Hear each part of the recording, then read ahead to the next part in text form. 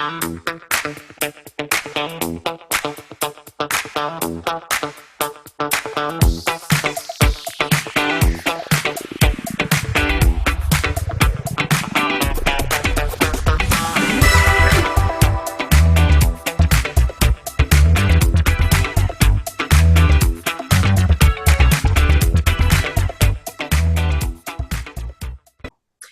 Gabriel. How are you? Welcome to Making Sense with Gabriel Gaarden.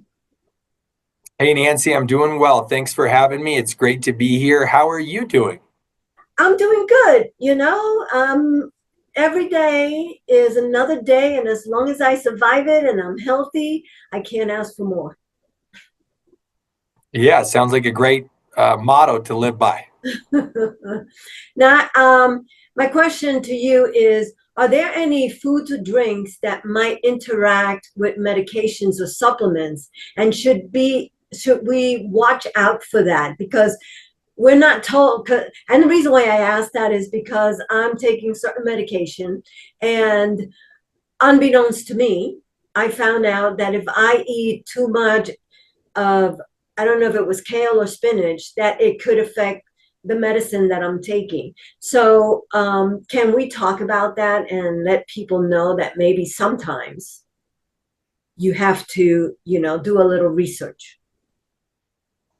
Yes, absolutely. So the big one, the heavy hitter when it comes to something that we call drug nutrient interactions. So the interactions between the components or the chemicals in certain medications that folks take for whatever conditions or symptoms they might be dealing with. And then nutrient, right? So that's the drug portion. The nutrient portion are the nutrients found in foods. And sometimes those drugs and nutrients interact in ways that can be unfavorable or even can be dangerous for our health. And one of the big one is blood thinners. Many folks are on blood thinners because they've had a blood clot, they've had a stroke in the past, they've had something happen where their doctors have advised them to take a blood thinner to prevent another stroke from happening in the future is probably the most common example. And if you're on a blood thinner, there are components, I think it's predominantly vitamin K that we find in dark leafy greens that can interact with those medications, and that can make it dangerous because if you're already on a blood thinner and then you're getting the vitamin K, which interacts with the capacity of our blood to coagulate when we get cut, etc., that can be dangerous, right? K2 can either make us more likely to coagulate or less likely to coagulate. And if we're on a blood thinner, then there can be a drug nutrient interaction that can be unfavorable. And so doctors will advise their clients who are on blood thinners that they need to be careful about the amount of dark leafy greens that they're consuming. And that's something to work out with the doctor. So it's like, hey, here's my baseline. I don't eat any dark leafy greens. But that can be worked on, right? If somebody isn't eating dark leafy greens, that's not a good thing, because even though they can interact with their blood thinner, we know that dark leafy greens are so good, one of the most nutrient dense foods on the planet. And so ideally folks are eating those foods. And I think doctors can probably work with them in terms of adjusting their dosage or talking with them about the consistency of the foods that they eat.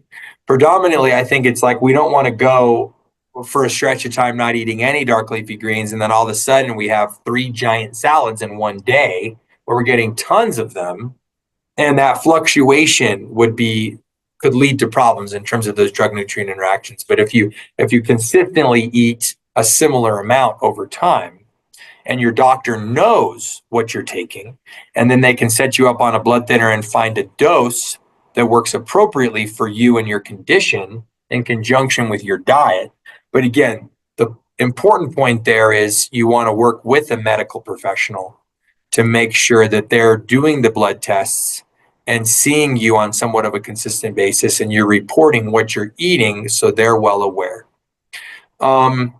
I'm sure there's other drug nutrient interactions that take place, but I can't give people a full comprehensive list right off the top of my head because we're living in modern America. We have people who are dealing with dozens and dozens of different chronic conditions that are the result of our lifestyle, that are a result of environmental exposures, that are a result of chronic stress. And so, depending on what folks are dealing with, that comes down to everybody should be aware that drug nutrient interactions can take place. And that being said, they want to work with a medical professional. They want to tell the doctor, hey, I know I'm on this medication. Is there anything I need to be aware of in terms of different dietary components or nutrients that I might be consuming that might interact with this medication? And if so, they should advocate for themselves to get to what's the right word? Sorry, to have nutrition counseling, basically, to get into contact with a certified, specialist, and that would be a registered dietitian like me, who knows a lot about the medications that they're taking, and then they can do the research and they can make sure to give them the right recommendations so that they know they're not going to run into problems with the foods that they're eating and the medications, and so they can protect their health to the best of their ability. And the reason why I brought that up, like I said, is because I am, taking medication that interacts.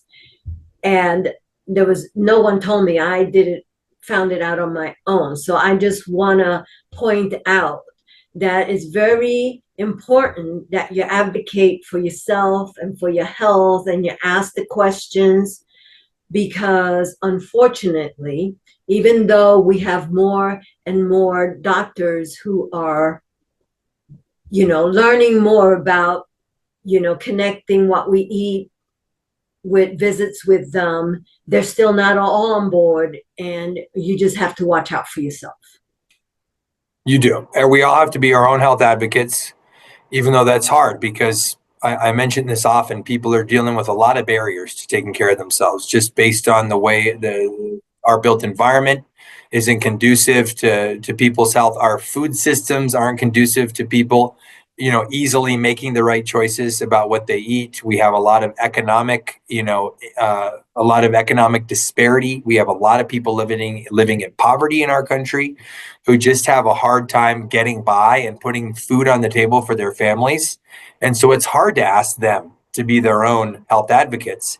But at the end of the day, we do. And that's why folks like us are trying to share as much truth, as much beneficial information, as much evidence-based information as we can, and as many good practical recommendations to help give folks a little bit of a leg up, because it's an uphill battle in our world to live a healthy, good life. Yes, it is. And as you said, so if someone is taking medication, or they're feeling something or other, or want to just confirm, then a registered dietitian is where to go and try to find those answers, so that, I guess, talk about what's going on, the foods they're eating, the medicine they're taking. And then I guess if I went to you, you would, I guess, come up with a plan for me or let me know, right? Exactly. That's how. Yeah, registered dietitian is the best person.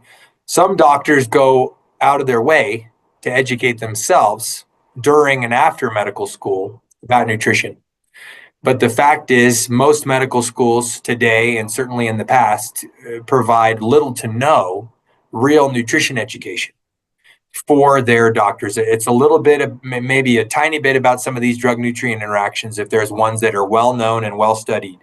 And then there's a few things like nutritional deficiencies.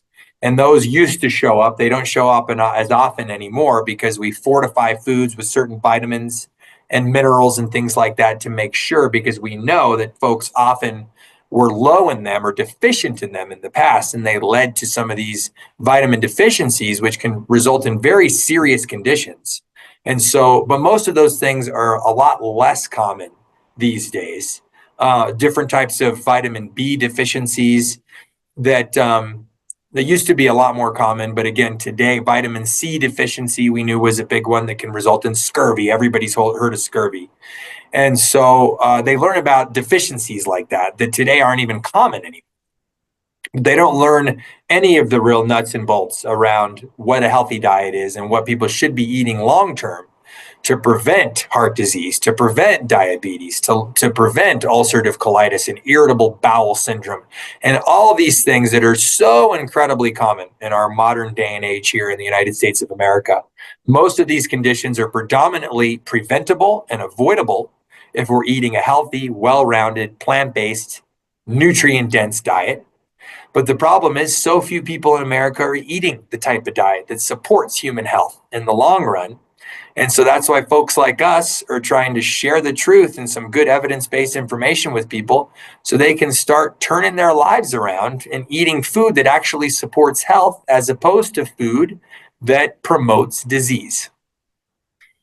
Yes, because we might feel and those deficiencies that you talked about, the B or even D or whatever, that anyone can have them. It's not just vegans. It's, I would think, more so non-vegans, because maybe they're not paying so much attention to making sure that they get all the nutrients at their best inside their system, as opposed to vegans who look at what they're eating, or at least some of them do. Some of them, what they call junk vegans, whatever. It doesn't matter to me what kind of vegan you are, but I do want to promote healthy eating for healthy living.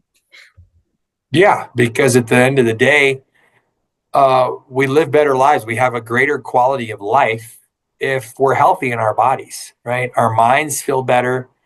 And our bodies feel better. And then the likelihood or the probability that we do things that bring us more joy is going to increase. When you feel better, you're more likely to go on a walk in nature.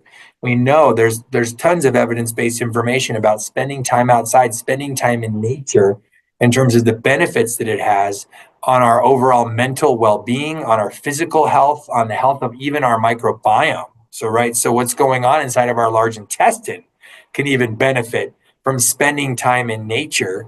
And so when we feel better, we start doing more of the things that bring us the most joy, that bring us the most, pleasure. And then we get more out of life, which is really cool. Right, because we feel better, we're happier, we are able to connect better to others. So definitely. Yeah. And the other thing is, again, you just have to be your own advocate. You got to make sure that if you're taking medicines, that they don't interact with anything else. And, and if you have questions or doubts or want answers, visit a registered dietitian. Yes, Well, exactly. thank you, Gabriel, once again for giving us all this insight and info to helping us maintain our healthy selves. You're welcome, Nancy. Thanks for having me on. Always a pleasure. All right. Bye-bye.